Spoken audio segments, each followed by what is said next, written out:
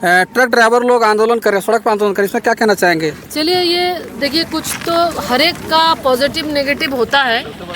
तो ये निश्चित रूप से जो आया है, कुछ उसमें बहुत सारी अच्छाइयाँ भी है। बालू की तस्करी हो रही है, यानी राज्य सरकार बालू की तस्करी करा रही है। ये सरकार भ्रष्टाचार में लिप्त है। सरकार को राज्य के विकास की चिंता नहीं है। ये 7,000, 5,000 और 7,000 बेरोजगारी भत्ता देंगे। तो जितना भी चुनाव में वोट लेने के लिए इनके द्वारा वादा किया गया, ये पूरा का पूरा वादा खिलाफी किए हैं। और वो खनन घोटाला हो, बालू घोटाला हो, जमीन घोटाला हो, हर तरह से ये लिप्त है। आज ये विकसित भारत संकल्प यात्रा माननीय प्रधानमंत्री जी का लक्ष्य पूरे देश के अंदर पूरे देश के सभी पंचायत में ये रथ पहुँचे। ये मोदी की गारंटी की गाड़ी है और इसमें सैचुरेशन मोड पे लाना जो भी भारत सरकार की योजना है, इसका मुख्य लक्ष्य है। और इस गारंटी के इस रथ के तहत जहाँ भी ये कार्यक्रम हो रहा है, विभिन्न विभाग 9 विभाग के लोग यहाँ पे हैं, उस पर रजिस्ट्रेशन होता है। चाहे वो प्रधानमंत्री आवास योजना हो, आयुष्मान भारत योजना हो, जनधन योजना हो, तो इस तरह से करके 9 प्रकार के और जो भारत सरकार की योजनाएं चलाई जा रही है, उसकी जानकारी भी आम लोगों को दिया जा रहा है, उसका लाभ ज़्यादा से ज़्यादा लोग ले सकें। इसी के तहत हम लोग देखें कि एक तो जो प्रधानमंत्री जी आत्मनिर्भर भारत की बात करते हैं, तो किस तरह से हमारी महिलाएं जो घर के अंदर रहती थी,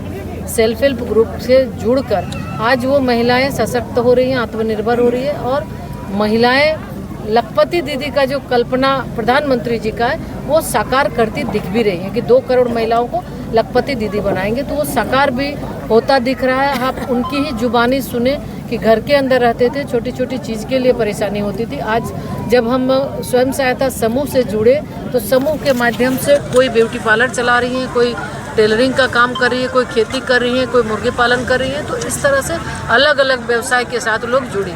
प्रधानमंत्री सूक्ष्म खाद्य उन्नयन योजना, उसके माध्यम से भी कई लोगों को लाभ मिला है। मुद्रा योजना के तहत लाभ मिला है। तो इस तरह जो भी योजना है, लोग लाभ ले रहे हैं और नौकरी देने वाले बन रहे हैं। जो प्रधानमंत्री जी का लक्ष्य है कि नौकरी लेने वाला नहीं, देने वाला बनिए। तो अगर एक को इसका लाभ मिलता है, तो उसके तहत कई लोगों को वो रोजगार दे सकता है। तो ये बहुत ही अच्छा है और लोगों का काफ़ी रिस्पांस भी मिलता है, काफ़ी उत्साह भी है। ये जहाँ भी गाड़ी जा रही है, जो चर्चा, जो वहाँ पर जो आवश्यकता है या फिर जो योजनाएं चलाई जा रही है, उसकी पूरी तरीके से उसकी जानकारी भी दी जाती है और उसका लाभ भी मिल रहा है। शिविर लगा है, आप देख रहे होंगे कि शिविर में भी सब लोग ऑन स्पॉट, यहाँ पे चाहे आयुष्मान कार्ड हो या अन्य, ऑन स्पॉट उनका बन भी रहा है, उससे उसको फ़ायदा भी मिल रहा है। तो ये बहुत अच्छा है। विकसित भारत 2047 भारत को विकसित बनाना लक्ष्य प्रधानमंत्री जी का है और 4 आयाम के साथ, यानी नारी शक्ति, युवा शक्ति, जो गरीब हैं और जो किसान हैं, इन चारों को साथ लेकर आगे बढ़ाकर उनको हर तरह की योजना से लाभान्वित कर और उनके माध्यम से देश को विकसित करने का, उसके लिए जो पात्र लाभुक हैं, निश्चित रूप से वैसे लोगों का बनेगा। और यहाँ पर सारी जानकारी भी दी जा रही है और जो भी लाभुक आप देख रहे होंगे, उन लोगों का किया भी जा रहा है। मैम, जयनगर में बाईपास का एक समस्या है मैम, बहुत जाम लगता है, इसमें क्या निराकरण? इसकी चर्चा हुई है, लिखित रूप से भी दिया गया है। ये राज्य सरकार के माध्यम से होना है।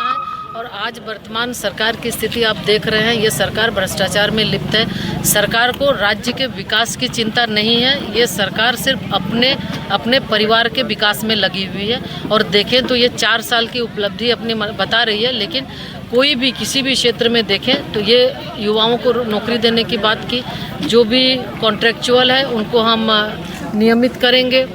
कहीं भी किसी भी जो आवास बन रहा है, उसमें जो प्रधानमंत्री आवास था कि उसमें अलग से हम आवास देंगे। तो हमें लगता है कि जितने भी वादे किए वो फेल है। 7,000, 5,000 और 7,000 बेरोजगारी भत्ता देंगे।